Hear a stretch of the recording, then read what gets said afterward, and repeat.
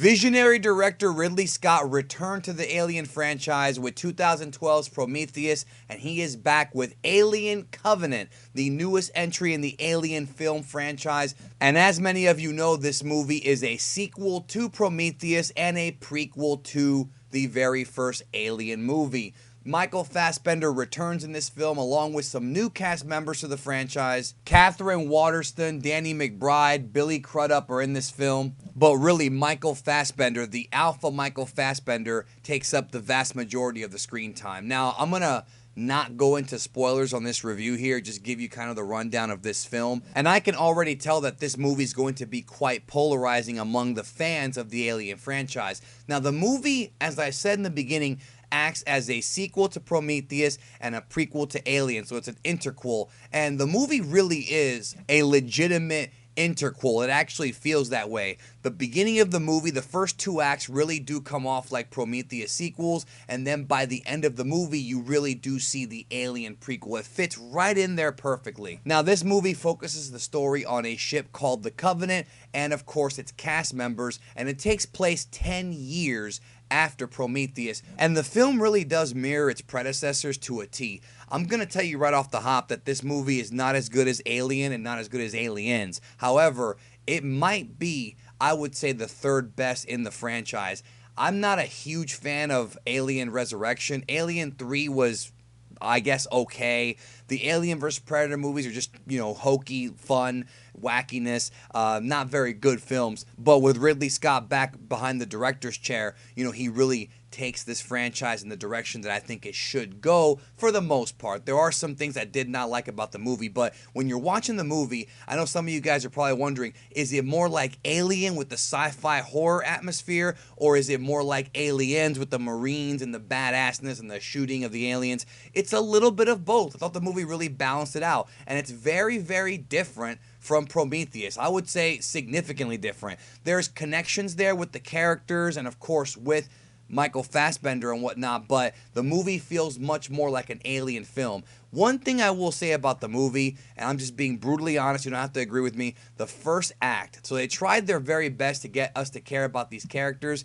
I thought the first act was pretty boring, in my opinion. I didn't care about the characters whatsoever until the end of the second act and into the third act. I really didn't care that much. And maybe it's just me, but it just didn't really hit me. Once they get to the actual planet, the location of the majority of the film, when hijinks ensue, that's when the movie actually becomes, I guess, watchable and fun. And as I'm watching the movie, thinking about the film, I'm thinking to myself, the first act, I know what they were trying to do at the beginning of the movie, but I feel like they could have cut the majority of that out. They could have started the film with them landing on this planet, and, of course, the adventure begins there, and then gone on from there. But I just thought it was a little too long. I felt it just kind of dragged its feet a little too long at the beginning.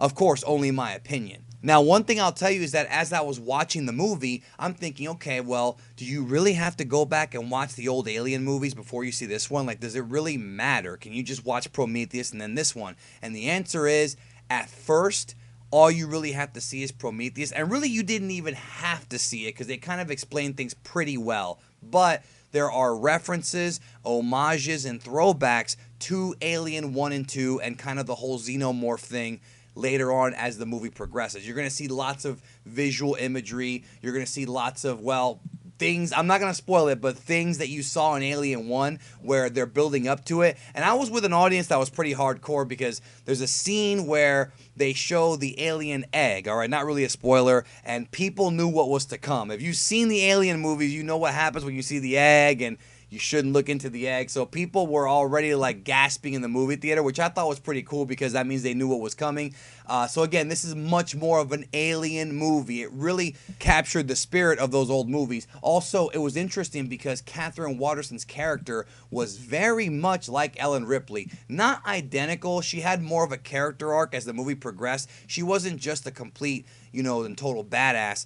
But that kind of makes sense because Ellen Ripley with Alien 1 was kind of this scared girl. And then in Alien 2, she becomes, I guess you could say the alpha female. And that's what she is in this film. But the side characters really didn't matter. It kind of wound up like they were sort of portrayed as fodder. And really, what more can you expect? When you go see one of these alien movies, you should know that part of the appeal, even though there's obviously some science fiction stuff and interesting things, part of the appeal is seeing the alien claw through people and stab people and rip them apart. And this movie's really, really bloody and really, really violent. So if you're looking for something like that, you definitely get it here. Once you get to the third act, though, it really does become a pretty intense film. I don't think it's anywhere close to being as intense as the old Aliens movie, but it is pretty good. But there was something kind of weird. So there's a scene, I'm not going to spoil it, but there's a scene where you think the movie's over. They deal with a conflict, they beat the conflict, and you think the movie is over. They get up, they get back to where they need to go, and you're like, okay, well, fine, the movie's going to end right here. Then there's an extra sequence. There's like an extra... It's part of the third act, but there's like an extra action scene that, again, this extra action scene was a total throwback to Alien 1, but it's interesting because you don't expect it, and you really don't. And then there's kind of a twist, which I'm not going to get into, but I felt the twist was totally telegraphed. I thought it was kind of predictable, to be honest with you.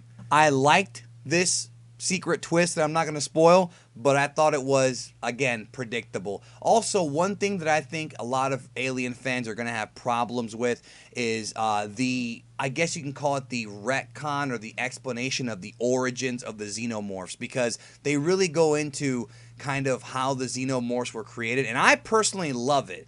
I actually really liked the way they explain the origins, which is actually one of the big twists in the movie. It's not even... There's about 2 or 3 twists in this film, and I thought that was pretty well done, pretty well crafted, but there's actually a couple of twists here. There are, and when you find out how the xenomorphs were created, it's... I know some Alien fans are not going to like it. I know they're not. I can already tell. I have not seen any other reviews for this movie before I record this one. So once this video goes up, I'll probably go ahead and check out the other reviews, because I do think that going into this movie spoiler-free is pretty helpful. But I think if you've seen movies like this before, if you watched science fiction, horror stuff when you were younger, if you've seen these kind of films, you grew up with them, you're familiar with them, you kind of do see the twist coming at the end. I'm telling you, you're going to see it, but it's still pretty interesting, I thought. Now, visually, I mean, what more can I say? The movie looks great. Ridley Scott does not have a movie. I mean, not every one of his movies to me is a home run. I think actually I kind of in some ways like Tony Scott a little bit better. I know that's blasphemous for a lot of film fans, but Tony Scott, even though Ridley Scott is much more of a visionary director, Tony Scott has made so many classic movies. Rest in peace, Tony Scott. Ridley Scott, though, all his movies look incredible. Cinematography, the way he sets up his shots, the way he shoots it with the camera, the angles.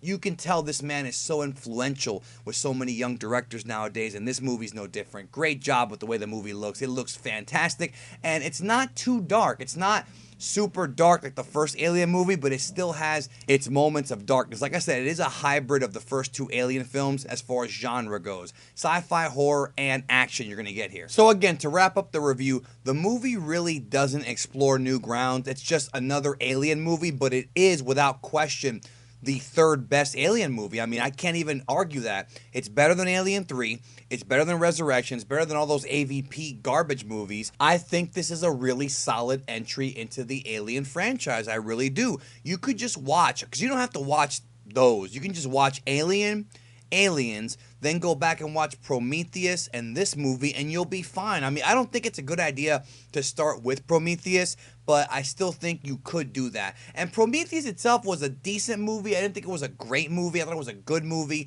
This movie I thought was a better movie than Prometheus. It's the third best Alien movie in my opinion, but it wasn't anywhere close to the caliber of Alien and Aliens. I mean, really, I honestly feel like Ridley Scott, who is, again, great director, legend, did a great job with this movie.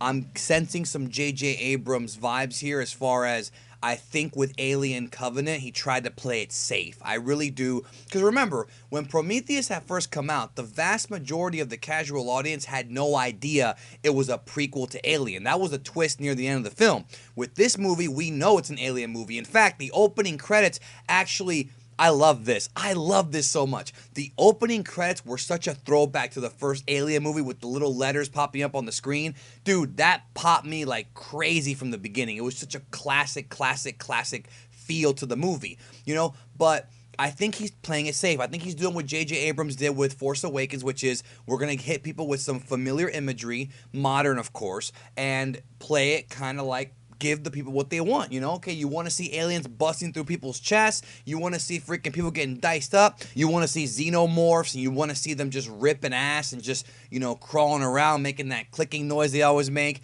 This is the movie for you. If you are a fan of the franchise, you definitely have to watch the movie. Great way to bridge Alien and Prometheus. Let me know what you think in the comments, and of course be courteous to your fellow commenters. If you're gonna put a spoiler, put spoiler warning. Also, quick note for you guys, there's a very good chance I'm going to be moving my movie reviews to a separate channel. I'm going to probably, I haven't decided yet, but I'm probably going to start a second channel and put all my movie stuff as well as some wrestling stuff and some Star Wars stuff on that channel. That's going to be coming up probably sometime this summer. So I'm just letting you guys know now that this could be one of the last movie reviews. I think I'm still going to do a couple more on here. Probably Spider-Man will be on this channel, some of the bigger comic book movies, but I'm moving a lot of my stuff over to a separate channel, but I haven't started that process yet. It's just kind of being brainstormed right now. So I'm just letting you guys know that in the future, there will be a separate channel for movie stuff, most likely. I can't say for sure yet, because I'm still thinking about it, but I'm thinking about it. So thank you again. I'll talk to you guys later.